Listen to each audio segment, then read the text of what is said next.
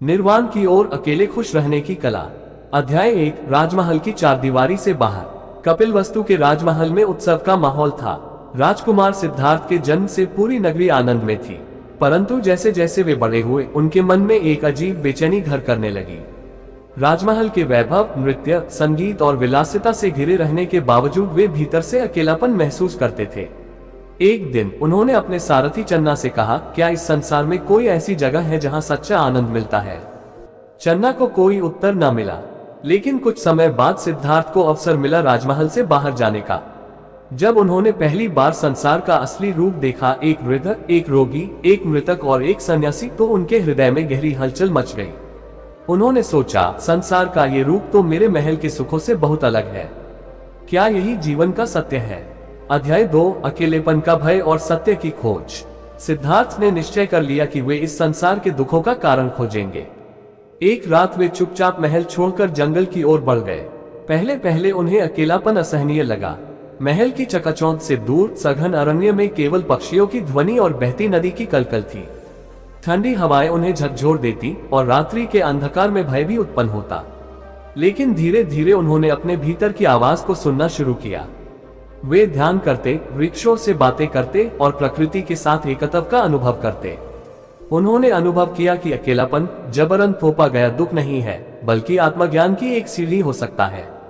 अध्याय 3। 5 सन्यासियों के साथ। सिद्धार्थ जब अत्यधिक तपस्या करने लगे तो उनके साथ 5 सन्यासी भी आ गए। वे सोचते थे कि कठोर साधना ही मोक्ष का मार्ग है। 6 वर्षों तक सिद्धार्थ ने अन्न जल त्याग कर कठोर तपस्या की। उनका शरीर हड्डियों का ढांचा बन गया, परंतु उन्हें अभी भी सत्य की झलक नहीं मिली। एक दिन एक ग्रामीण स्त्री सुजाता ने उन्हें खीर अर्पित की।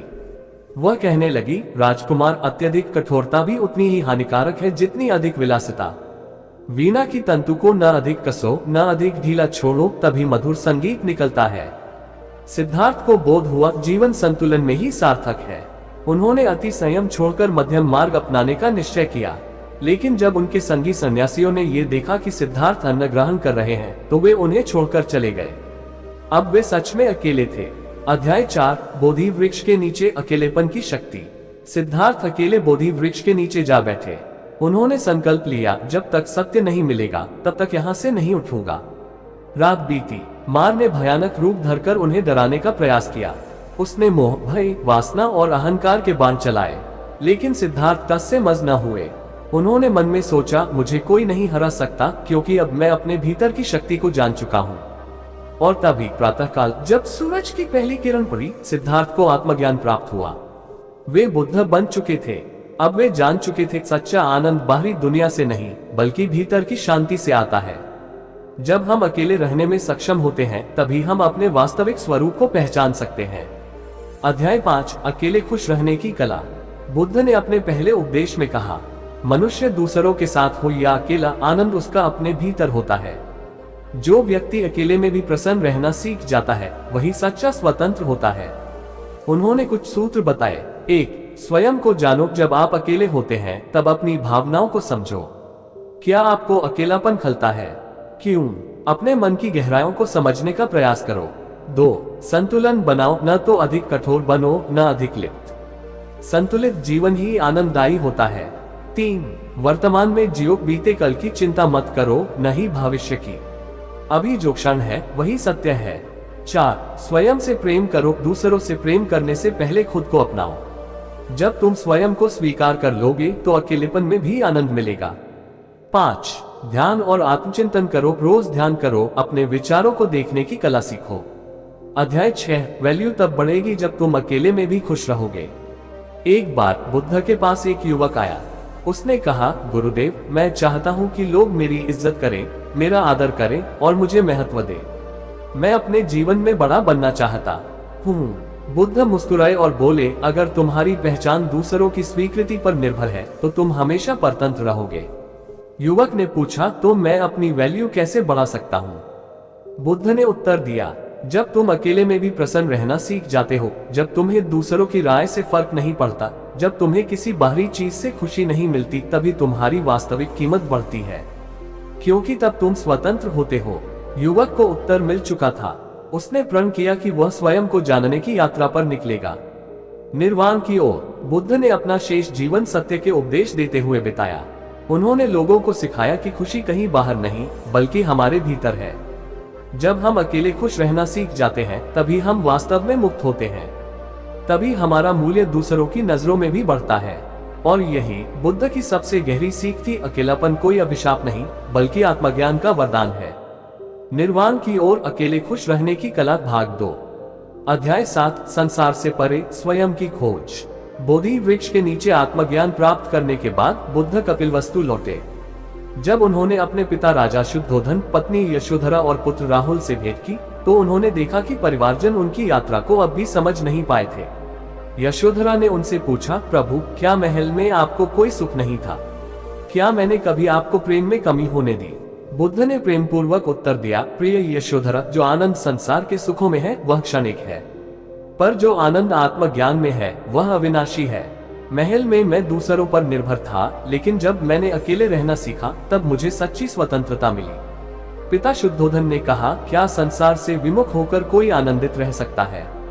बुद्ध बोले, राजन, जब व्यक्ति अपने भीतर की यात्रा करता है तो उसे यह समझ में आता है कि सुख और दुख बाहरी चीजों से नहीं आते बल्कि हमारी सोच से उत्पन्न होते हैं।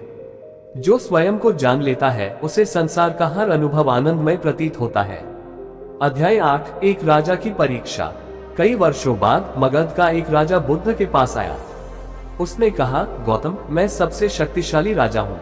मेरे पास धन, सेना, स्त्रियां, रत्न और हर तरह की विलासिता है, परंतु मैं भीतर से असंतुष्ट हूँ।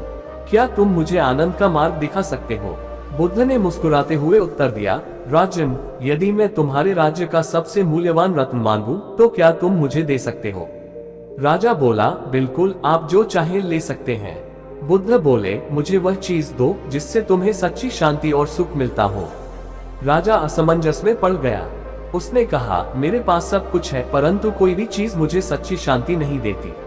बुद्ध बोले, तो इसका अर्थ यह है कि तुम्हारी खुशियां बाहरी चीजों पर निर्भर हैं। जब तुम अकेले बैठकर भी आनंद का अनुभव करोगे तभी तुम वास्तव में धनी बनोगे। अध्याय 9, आत्मनिर्भरता और अकेलेपन का रहस्य। एक दिन बुद्ध के प्रिय शिष्य आनंद ने पूछा, भगवान, क्या मनुष्य अकेले रहकर भी आनंदित रह सकता है?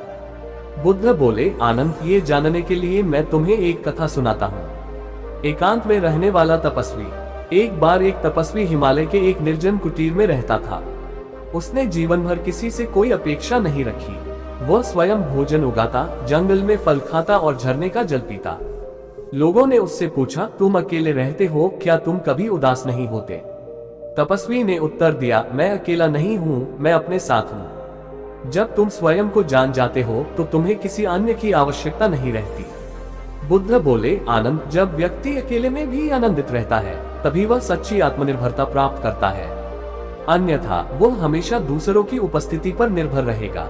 अध्याय 10, आत्मा का संगीत। एक संगीतकार बुद्ध के पास आया और बोला, गुरुदेव, मैं अपने संगीत में गहराई लाना चाहता हूँ, लेकिन जब मैं अकेले रियाज करता हूँ तो मुझे प्रेरणा नहीं मिलती। मैं दूसरों के साथ बजाने में ही आनंदित महसूस करता हूँ। बुद्ध बोले, अगर तुम केवल दूसरों के साथ रहकर ही संगीत बना सकते हो तो इसका अर्थ है कि संगीत तुम्हारे भीतर से नहीं आ रहा। सबसे मधुर संगीत वह है जो व्यक्ति अपने हृदय में सुन सकता है। संगीतकार ने ध्यान किया और धीरे धीरे उसने सीखा कि संगीत बाहर नहीं, भीतर की शांति में बसता है। अध्याय 11, अकेले रहने से वैल्यू क्यों बढ़ती है। बुद्ध ने अपने शिष्यों से कहा, मनुष्य का मूल्य तब बढ़ता है जब वह स्वयं के साथ खुश रहना सीख जाता है। शिष्य बोले, गुरुदेव, ये कैसे संभव है? बुद्ध ने उत्तर दिया, एक, जो अकेले रहकर खुश रह सकता है वह दूसरों पर निर्भर नहीं रहता, और जो दूसरों पर निर्भर नहीं रहता वह अजेय हो जाता है। 2, जो अपनी शांति को बाहरी चीजों से नहीं जोड़ता उसकी शांति कभी समाप्त नहीं होती। 3, जो अकेले में भी प्रसन्न रहता है वह किसी के भी साथ हो सकता है बिना असंतुलित हुए। 4, जो अकेले में जीना सीख लेता है वह आत्मनिर्भर बन जाता है, और आत्मनिर्भर व्यक्ति की समाज में सबसे अधिक कद्र होती है। अध्याय 12, अंतिम उपदेश, अकेले रहना पर अकेले नहीं रहना। जब बुद्ध वृद्ध हो गए तो उनके शिष्य उदास रहने लगे। वे सोचने लगे कि जब बुद्ध इस संसार से चले जाएंगे तब वे कैसे रहेंगे। बुद्ध ने मुस्कुराते हुए कहा, मैं हमेशा तुम्हारे साथ हूँ, लेकिन याद रखो, सच्चा मार्गदर्शन तुम्हारे भीतर है। जब तुम अकेले में भी मेरे उपदेशों को याद करोगे तब तुम स्वयं को अकेला नहीं पाओगे। जो स्वयं को जान लेता है उसे अकेलापन नहीं सताता। जो अकेले में भी आनंदित रहता है वही मुक्त है। अकेले खुश रहना ही असली ताकत है। बुद्ध की शिक्षाएं आज भी हमें यही सिखाती हैं, जो अकेले खुश रह सकता है वही संसार में कहीं भी खुश रह सकता है। अगर तुम अपनी वैल्यू बढ़ाना चाहते हो तो पहले स्वयं के साथ समय बिताना सीखो। जब तुम अकेले में भी मुस्कुरा सकोगे तभी तुम सबसे शक्तिशाली बनोगे। तुम्हारा असली साथी तुम्हारा अपना मन है। जब ये शांत होगा तब पूरा संसार तुम्हारे भीतर समा जाएगा। निर्वाण की ओर अकेले खुश रहने की कला भाग 3। अध्याय 13। बुद्ध और वह ब्राह्मण। राजगृह में एक विद्वान ब्राह्मण बुद्ध से मिलने आया।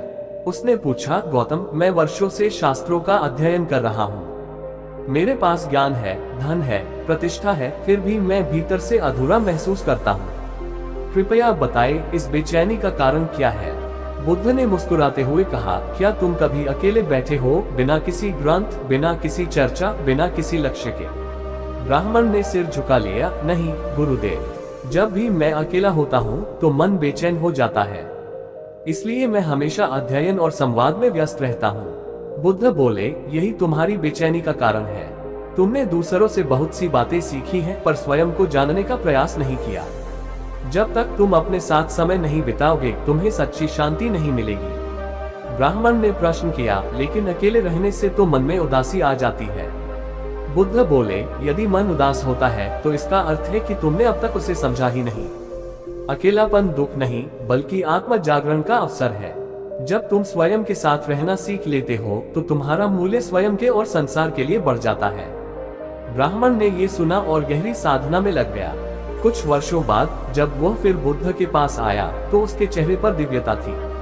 उसने कहा, गुरुदेव, अब मैं अकेला भी होता हूँ तो भी संतोष महसूस करता हूँ। सच में, जब हम स्वयं के साथ खुश रहना सीख जाते हैं तभी हम संसार में आनंद फैला सकते हैं। अध्याय 14। जंगल का वह बालक। बुद्ध के कुछ शिष्य एक दिन वन यात्रा पर निकले। उन्होंने देखा कि एक गुफा के पास एक बालक अकेला रहता था। उन्होंने उससे पूछा, बालक, तुम अकेले इस जंगल में कैसे रहते हो? क्या तुम्हें भय नहीं लगता? बालक मुस्कुराया और बोला, मैं अकेला नहीं हूँ। ये वृक्ष, ये नदियाँ, ये पक्षी सब मेरे मित्र हैं। जब मैं ध्यान करता हूँ तो मेरे भीतर आनंद की एक धारा बहने लगती है।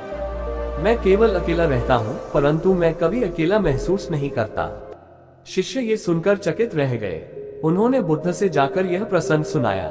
बुद्ध बोले, देखो, जब किसी के भीतर आत्मज्ञान की ज्योति जल जाती है तो बाहरी साथ की आवश्यकता नहीं रहती। तब अकेलापन भी मधुर बन जाता है। अध्याय 15। सुख का वास्तविक स्रोत। एक दिन बुद्ध के पास एक व्यापारी आया। उसने कहा, भगवान, मेरे पास अपार धन संपत्ति है, फिर भी मैं सच्ची खुशी नहीं पा सका। जब मैं अकेला होता हूँ तो मन में घबराहट होती है। इसका समाधान क्या है? बुद्ध ने कहा, अगर तुम्हारा सुख धन से आता है तो वह केवल तब तक रहेगा जब तक धन है। यदि तुम्हारा सुख किसी व्यक्ति पर निर्भर है तो वह केवल तब तक रहेगा जब तक वह व्यक्ति तुम्हारे साथ है। लेकिन अगर तुम्हारा सुख तुम्हारे भीतर से आता है तो वह कभी नष्ट नहीं होगा। व्यापारी ने पूछा, तो सच्चा सुख कहाँ है? बुद्ध मुस्कुराए और बोले, जब तुम अकेले हो तब भी यदि तुम्हें आनंद मिलता है तो समझ लो कि तुम्हें सच्चा सुख मिल गया है, अन्यथा तुम्हारा सुख उधार लिया हुआ है। अध्याय 16। अकेलापन बनाम एकांत।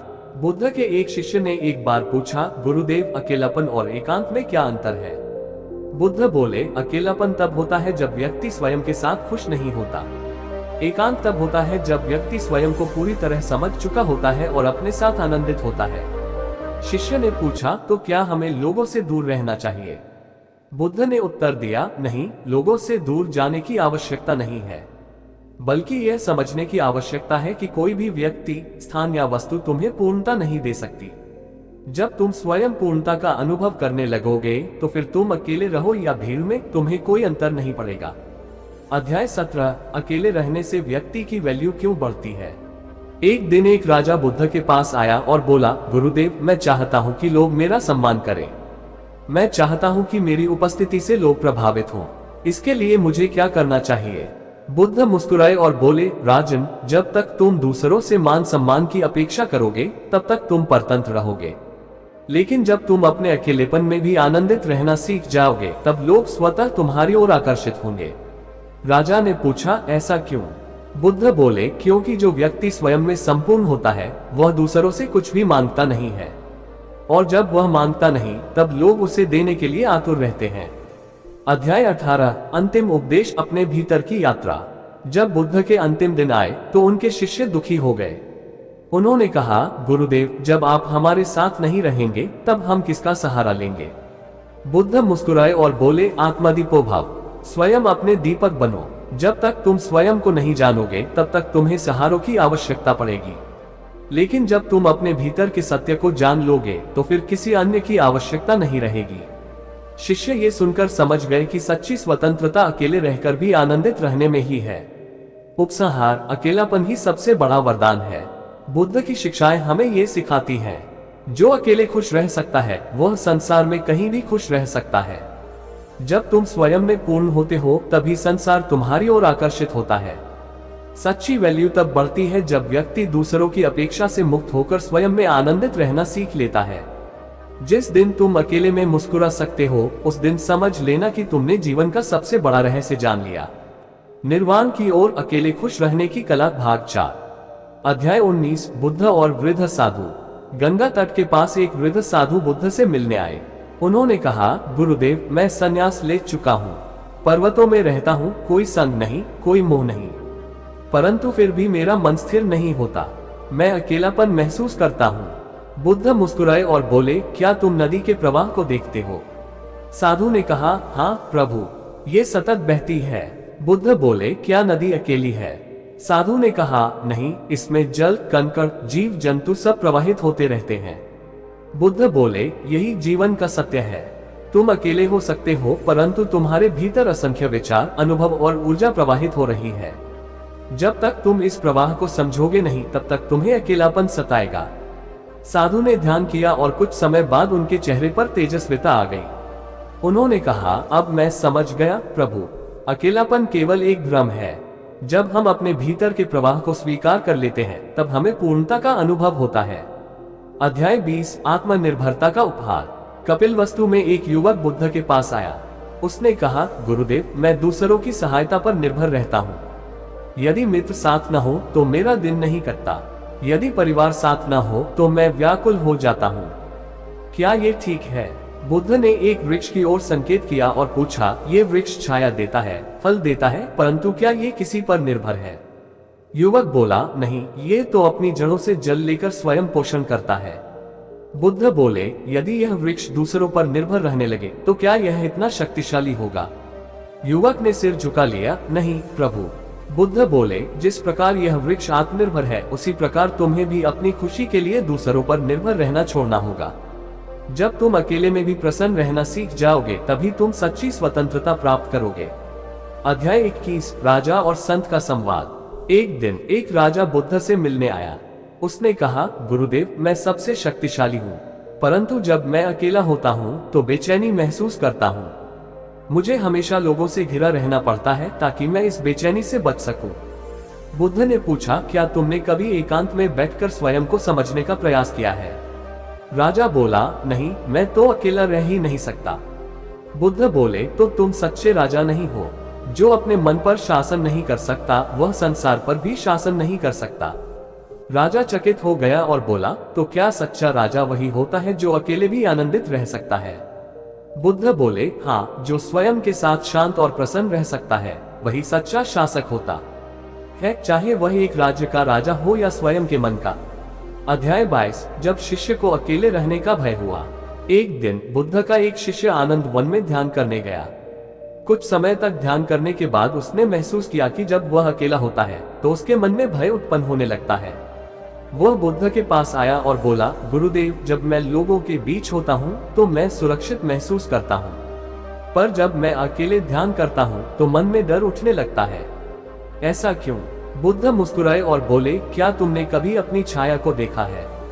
आनंद बोला, हाँ गुरुदेव। बुद्ध बोले, जब प्रकाश होता है तो छाया तुम्हारे साथ रहती है, जब अंधकार होता है तो छाया विलीन हो जाती है, परंतु क्या इसका अर्थ यह है कि तुम कभी अकेले हो? आनंद सोचने लगा। बुद्ध बोले, डर तुम्हारे भीतर से उत्पन्न होता है। जब तुम स्वयं को नहीं समझते तब तुम्हें अकेले रहने का भय होता है, परंतु जब तुम स्वयं को जान लेते हो तब अकेलापन भी उत्सव बन जाता है। आनंद ने ये सुना और उसने निश्चय किया कि अब वह अकेले में भी अपने मन को जानने का प्रयास करेगा। अध्याय 23, अकेले रहना क्यों आवश्यक है।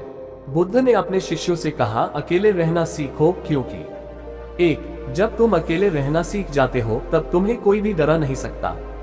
2. जो अकेले खुश रह सकता है वही किसी भी परिस्थिति में सुखी रह सकता है। 3. जो अकेला रहना जानता है वही सच्ची स्वतंत्रता को प्राप्त करता है। 4. अकेले रहने से व्यक्ति अपनी शक्तियों को पहचानता है और आत्मनिर्भर बनता है। 5. जब तुम अकेले में भी आनंदित रहना सीख जाते हो तब तुम्हारी आभा बढ़ जाती है और लोग स्वतः तुम्हारी ओर आकर्षित होते हैं। अध्याय 24, अंतिम उपदेश, सबसे बड़ी शक्ति। जब बुद्ध अंतिम बार अपने शिष्यों से मिलने आए तो उन्होंने कहा, तुम में से जो अकेले रह सकता है वह सबसे शक्तिशाली होगा। शिष्यों ने पूछा, गुरुदेव, अकेले रहने से शक्ति कैसे बढ़ती है। बुद्ध बोले, 1. जब तुम अकेले रहकर भी शांत रह सकते हो तो तुम्हारा मन अडिग हो जाता है। 2. जब तुम्हें किसी की आवश्यकता नहीं होती तब तुम सबसे स्वतंत्र हो जाते हो। 3. जिसे अकेले रहना आ गया वह संसार को चलाना भी सीख सकता है। शिष्य ये सुनकर प्रेरित हो गए। उन्होंने निश्चय किया कि अब वे अपनी ऊर्जा को बाहरी चीजों में न खोकर स्वयं को जानने में लगाएंगे। उपसंहार, अकेले खुश रहना ही असली धन है। बुद्ध की शिक्षाएं हमें ये सिखाती हैं, सच्ची खुशी बाहरी चीजों से नहीं, स्वयं को जानने से मिलती है। जो अकेले रह सकता है वही संसार में सच्चा आनंद फैला सकता है। अकेले रहना कमजोरी नहीं बल्कि आत्मनिर्भरता की सबसे बड़ी पहचान है। जो व्यक्ति स्वयं के साथ खुश रहना सीख जाता है उसकी वैल्यू स्वाभाविक रूप से बढ़ जाती है। जिस दिन तुम अकेले में भी आनंदित रह सकते हो उस दिन तुम सच्चे बुद्ध बन जाओगे।